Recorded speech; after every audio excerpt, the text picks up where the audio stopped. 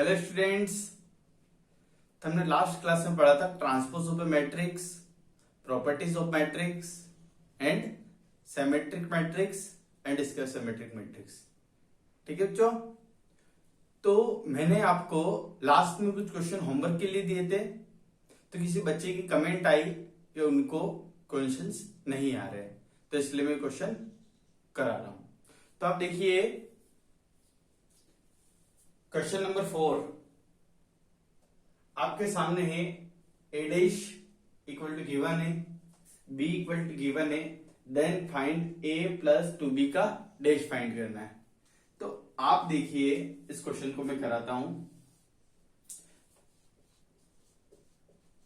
आपके पास ए डैश की value given है।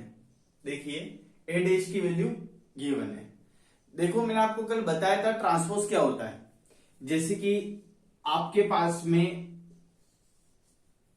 ए कोई मैट्रिक्स है, मान लिया ए बी सी डी, और आपको क्या फाइंड करना है, ए डैश।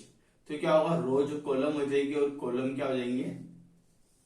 ठीक है, ये होगा ना, ये फर्स्ट रो जो तो हमारे फर्स्ट कॉलम बन गई और सेकंड रो जो थी वो सेकंड कॉलम बन गई। तो डैश का मतलब क्या हो, समझ में आएगा। डैश मतलब ट्रांसपोज। ट्रांसपोज मतलब रो और कॉलम को आपस में क्या करना है, आपको चेंज करना है। ठीक है बच्चों, अब ये तो हमने कर दिया। अब देखिए आप, अगर आप इसमें रो को कॉलम और कॉलम को रो करते तो आपके क्या आ जाता है, ए डैश। ठीक, अगर आप ए डैश में करोगे तो देखो ए डैश में इस रो को अपन कॉलम कर देते हैं और इस रो को कॉलम कर देते हैं, तो क्या आ जाएगा आपके, क्या कह रहा हूं, समझ में आ रहा है बच्चों सबको। तो अगर आप ए के अंदर चेंज करते हो तो ए डैश आता है, और ए डैश के अंदर चेंज करते हैं तो ए आता है। ठीक, तो हम इसी बात को ध्यान रखते हुए यहां से क्या कर सकते हैं, ए फाइंड कर सकते हैं। तो आप देखिए ए क्या हुआ, ये ए डैश है, तो इससे ए कैसे आएगा, इसके रो और कॉलम को आपस में चेंज कर दो। तो आप देखिए कि क्या होगा, ये -2 3 और ये 1 2।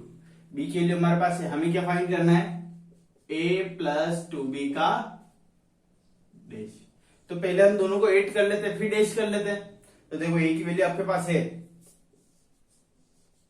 -2 3 1 2, यहां पर क्या है +2। बी की वैल्यू आपके पास है, क्या है बी की वैल्यू, ये रही बी की वैल्यू, रख देते हैं। और आपको क्या करना है, इसका होल डैश। ठीक, समझ में आया। तो हमें क्या करना है, इसका डैश करना है। ठीक, अब देखिए आप पहले क्या करोगे, इसको 8 करोगे, इसको सेम रहने देते हैं। यहां 2 का मल्टीप्लाई करेंगे तो कितना हो जाएगा, ये -2 0 2 4, और यहां पर क्या होगा, इसका डैश। डैश तो चल ही रहा है, क्वेश्चन है वो तो। अब हम दोनों को ऐड करते हैं, तो आपको पता है -2 और -2 कितना होता है, -4, 1 और 0 1, 3 और 2 5, 4 और 2 6, और इसका डैश। अब इसका अपन ट्रांसपोज करते हैं तो कितना आएगा, -4 और 1 ऐसे हो जाएगा 5 और 6। तो हो गया आपका क्वेश्चन, समझ में आया ना सबको।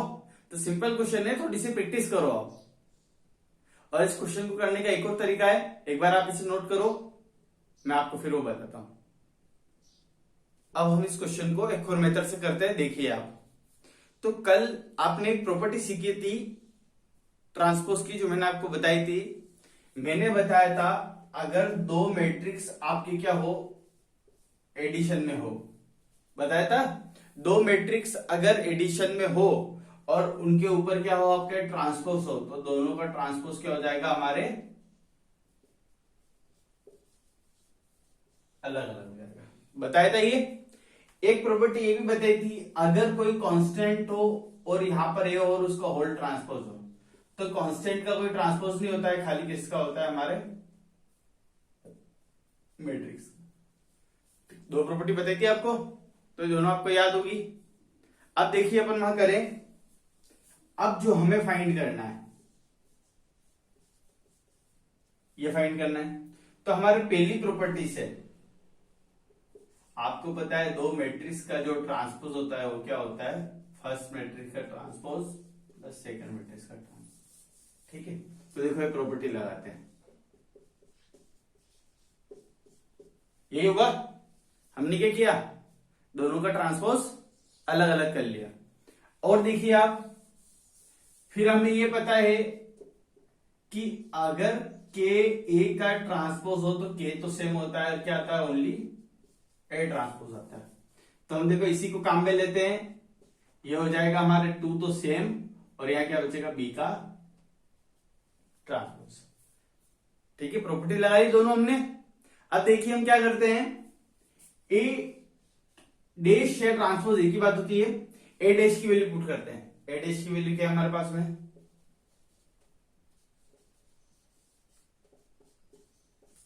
यहां बी डैश की वैल्यू पुट करते हैं, बट हमारे पास बी डैश नहीं है, हमारे पास क्या है, बी है। तो हम क्या करते हैं, इसका डैश कर देते हैं। तो इसका डैश मतलब क्या होगा, इसकी जो रो है वो तो कॉलम बन गई, और ये रो जो है वो कॉलम बन गई। अब क्या करते हैं, दोनों को ऐड करते हैं, बट ऐड से पहले आपको क्या करना पड़ेगा, ये 2 का मल्टीप्लाई करना पड़ेगा।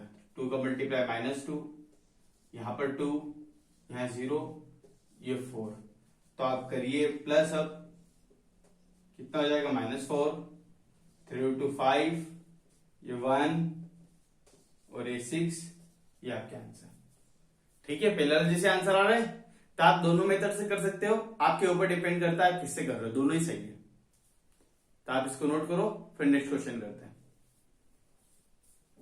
तो कल होमवर्क में मैंने आपको एक क्वेश्चन दिया था, क्वेश्चन नंबर 5।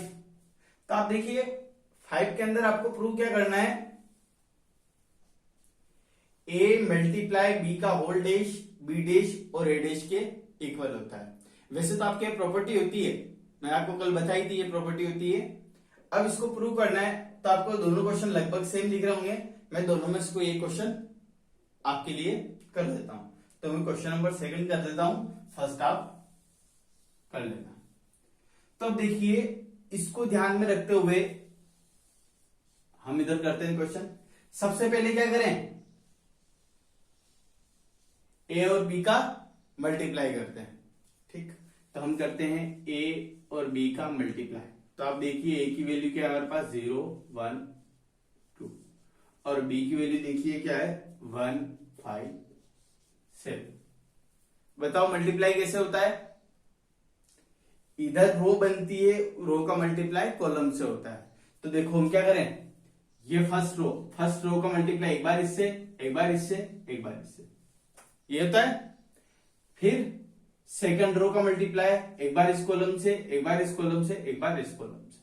फिर थर्ड रो का, फिर थर्ड रो का इससे, इससे और इससे। इस तरीके से होता है multiply.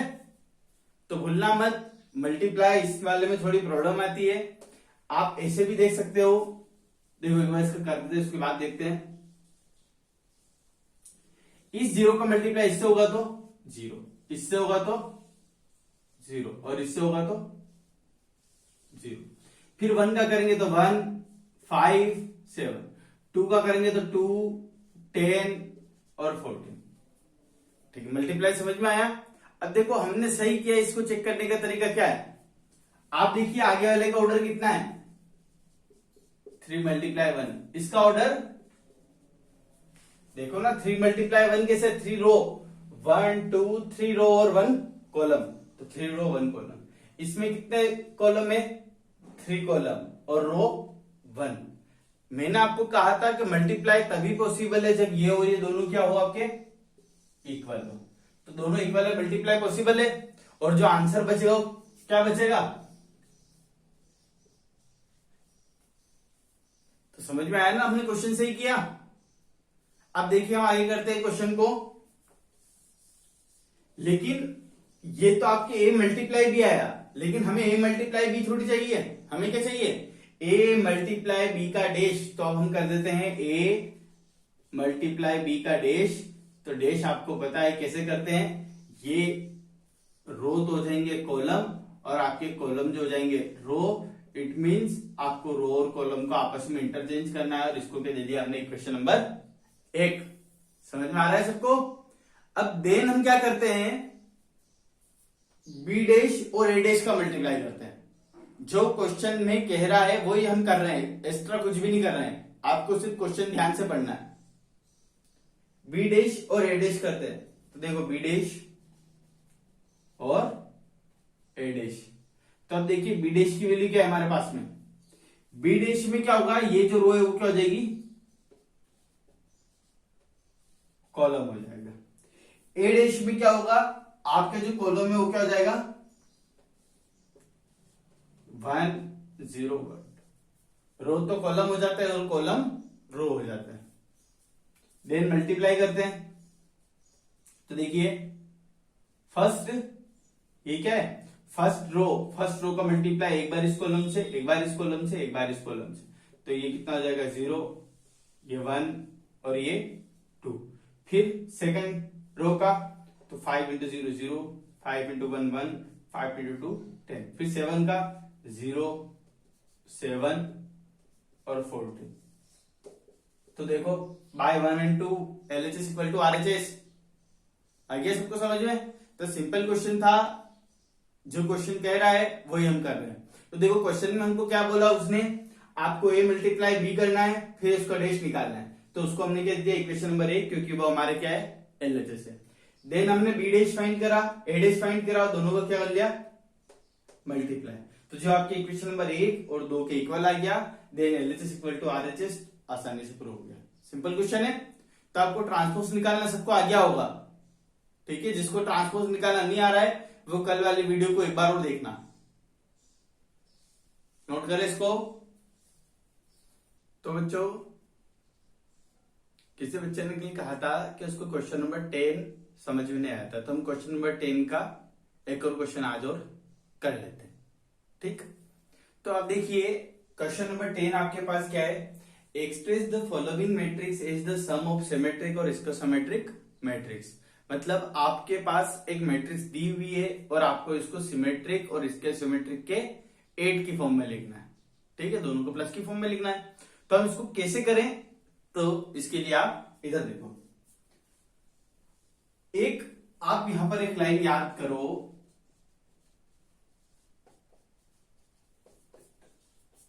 a plus A dash लिखूं या ए ट्रांसपोज लिखूं, एक ही बात है। तो a plus A transpose is a symmetric matrix,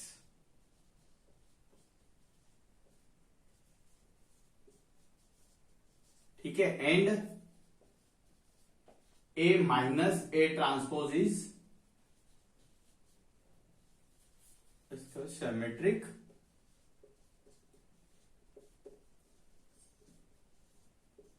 तो ये बात आपको ध्यान रखनी है कि अगर ए आपके पास कोई मैट्रिक्स है, जैसे क्वेश्चन है ना, ए आपके पास कोई मैट्रिक्स है, तो इसका मतलब ए प्लस ए ट्रांसपोज क्या होगा, आपके सिमेट्रिक मैट्रिक्स होगा, और ए माइनस ए ट्रांसपोज इसके सिमेट्रिक मैट्रिक्स होगा, और ये हमेशा होगा।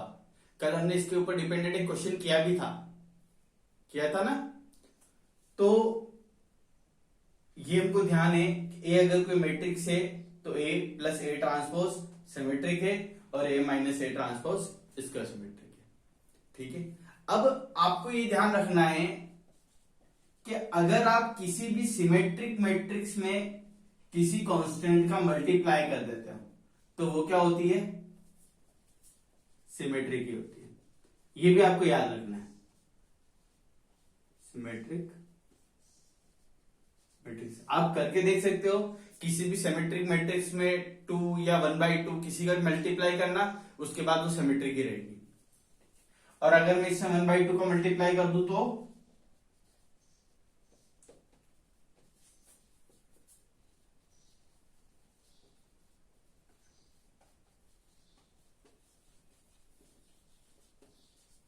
ठीक है। तो ये जो मैंने आपके लिए लिखा है ये बहुत इंपॉर्टेंट है आपके लिए कि ए प्लस ए ट्रांसपोज हमेशा क्या होता है, symmetric. A minus A transpose हमेशा क्या होता है, इसके सिमेट्रिक। इनके साथ अगर आप किसी चीज का मल्टीप्लाई कर देते हो, मैंने अभी क्या किया, 1/2 का किया, तो भी सिमेट्रिक ही रहेगा, और इसका सिमेट्रिक ही रहेगा, ठीक। तो हम क्या करते हैं, एक बार इसको फाइंड कर लेते हैं, एक बार इसको फाइंड कर लेते हैं। करें इसको और उसको फाइंड। तो आप देखिए मैंने एक बार क्या किया, या ऐसा करते हैं, इसको हम नाम दे देते हैं P,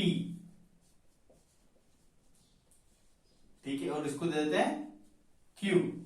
अब हम क्या करते हैं, P फाइंड करते हैं। P मतलब क्या है आपके 1/2 A प्लस A ट्रांसपोज, यही है P। और P आपके पास क्या है, सिमेट्रिक है। तो आप देखिए P किस तरीके से फाइंड करेंगे, 1/2 इज इट इज। आपको क्या करना है, थोड़ा सा बड़ा लिखना पड़ेगा हमको। A की जो वैल्यू है, क्या है A की वैल्यू, 6 -2 2 -2 3 -1 2 -1 3। इसमें क्या करना है, इसी का डैश ऐड करना है। तो इसी का डैश मतलब क्या होता है, ट्रांसपोज होता है। तो आप सब सोचो ना क्या होता है, ट्रांसपोज होता है ना, डैश का मतलब। तो देखो A ट्रांसपोज मतलब इसका ट्रांसपोज, तो क्या आएगा, 6 -2 2, फिर -2 3 -1, फिर 2 -1 3, ठीक है। दोनों को ऐड कर दें। अब देखो दोनों को ऐड करते हैं, तो हम दोनों को ऐड इधर कर देते हैं, तो इसको लगाने की जरूरत नहीं, दोनों को ऐड कर रहे हैं। ऐड करते हैं, 6 और 6 12, -2 -2 -4, 2 और 2 4, यहां देखो -2 -2 -4, 3 और 3 6, -1 -1 -2, 2 और 2 4, -1 -1 -2, 3 और 3 6, ठीक। अभी 2 का डिवाइड अंदर करेंगे हम, तो हम 2 का डिवाइड सबके साथ कर देते हैं। तो देखो यहां कर देते हैं 2 का डिवाइड सबके साथ में, तो 2 का डिवाइड कर देते कितना होगा, 6, ये -2 ये 2, ये कितना होगा हमारे -2 3 और ये -1, ये 2 -1 3। तो आपके पास P की वैल्यू आ गई। और P क्या है हमारे पास में, सिमेट्रिक मैट्रिक्स, क्योंकि हमें वो याद रखना है। तो हमने ये देखा, we know that A plus A transpose is symmetric matrix. Then इसको हमने P मान लिया और 1/2 का मल्टीप्लाई कर लिया, तो 1/2 A plus A transpose is a symmetric matrix. और हमने यहां पर क्या किया, P की वैल्यू फाइंड कर ली, ठीक है। अब हम किसकी वैल्यू फाइंड करेंगे, Q की। तो ऐसा करते हैं, क्वेश्चन को मिटा देते हैं। तो अब हम Q की वैल्यू निकालते हैं, उसके बाद में मैं आपको समझाता हूं हमने क्या किया और क्यों किया। तो आप देखिए Q की वैल्यू हम किस तरीके से निकालेंगे। आप देखिए Q इक्वल टू है क्या हमारे पास में 1/2, थोड़ा सा ऊपर लिखते हैं, Q इज इक्वल टू हमारे पास में 1/2 A माइनस A ट्रांसपोज। और हमें पता है ये होता है क्या है, इसका सिमेट्रिक मैट्रिक्स, ठीक है। तो हम निकाले Q की वैल्यू। तो आप देखोगे 1/2 तो सेम, आपको आगे लिखनी है A की वैल्यू। आपके ये A की वैल्यू थी ना, ठीक है। आप देख सकते हो क्वेश्चन आपने लिखा हुआ अभी। तो हमने यहां क्या किया, A की वैल्यू लिखी, और उसके बाद में यहां पर बीच में माइनस है और पीछे क्या लिखनी है आपको, A ट्रांसपोज।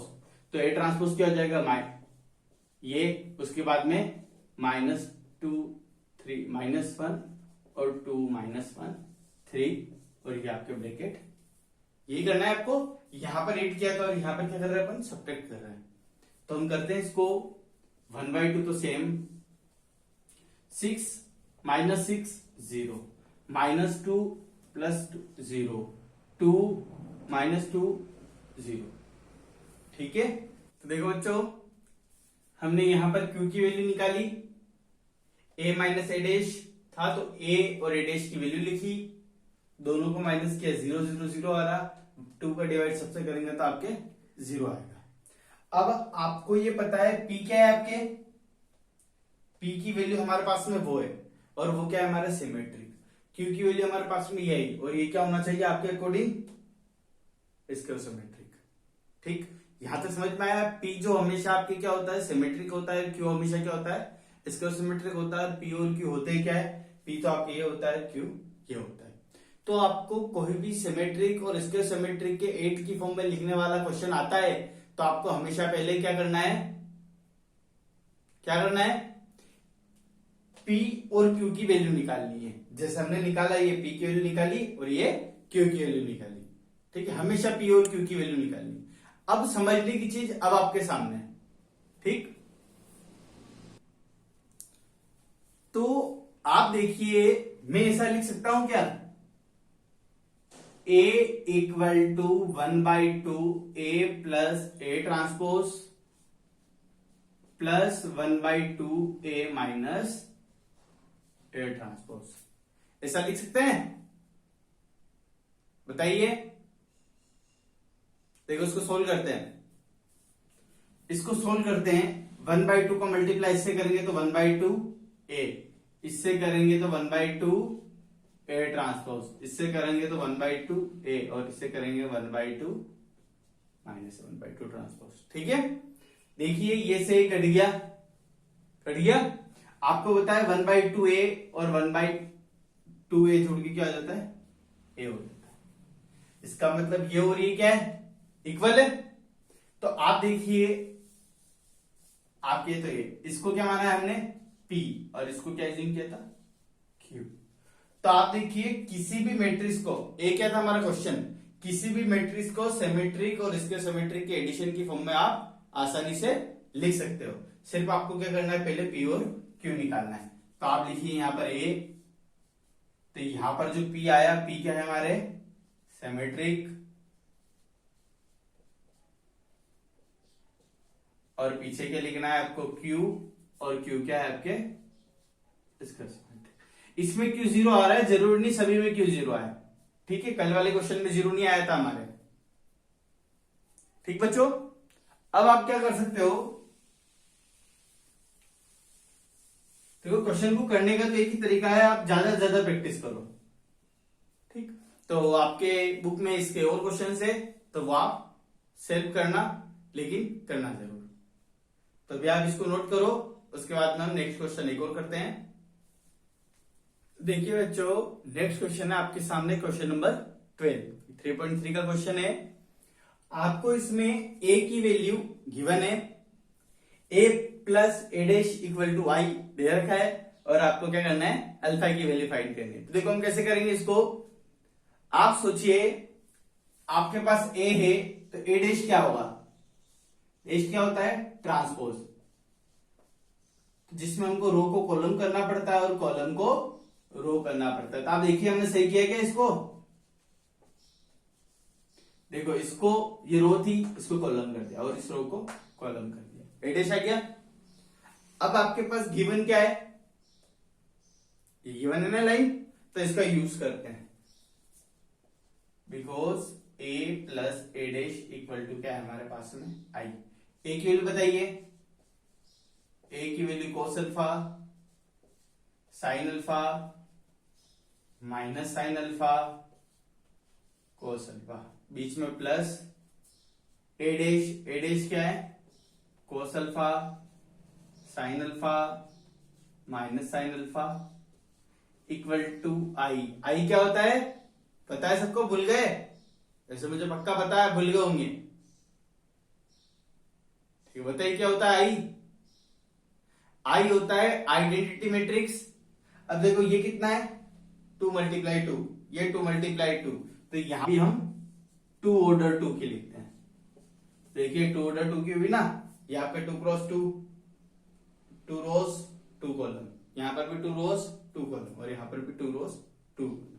अगर 3 मल्टीप्लाई, ये 3 मल्टीप्लाई 3, तो ये भी 3 मल्टीप्लाई 3 की लिखते हैं, वो अपने अकॉर्डिंग डिपेंड करता है। अब आप देखिए कोस और कोस क्या होगा, 2 कोस, साइन और साइन 0, क्योंकि माइनस साइन प्लस साइन 0 होगा ना, ये साइन और माइनस साइन 0, और ये कोस और कोस कितना होगा,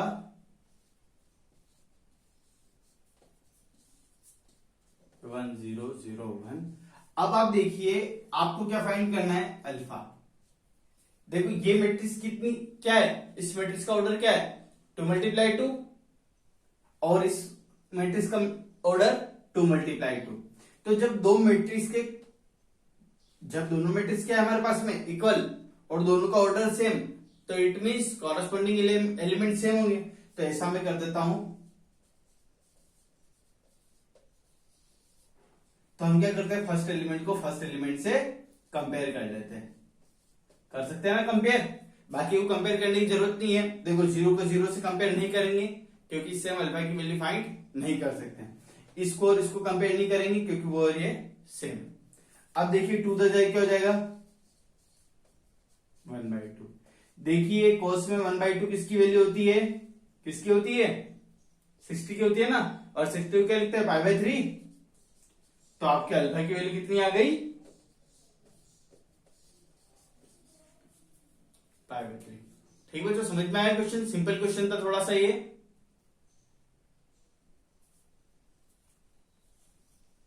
तो आप 3.3 के सारे क्वेश्चंस मेरी तरफ से हो चुके हैं। अब आपको आज 3.1, 3.2 और 3.3 के सारे क्वेश्चन अच्छे तरीके से कर लेने हैं। कल हम 3.4 स्टार्ट करेंगे और 3.4 एक्सरसाइज आपके इस चैप्टर की लास्ट एक्सरसाइज है और उसके बाद में हम 4th चैप्टर स्टार्ट करेंगे। तो आप 3.1, 2, 3 आज बहुत अच्छे से कर लें। ठीक बच्चों, और वीडियो को अपने फ्रेंड्स को शेयर करें, चैनल को सब्सक्राइब करें और लाइक करें।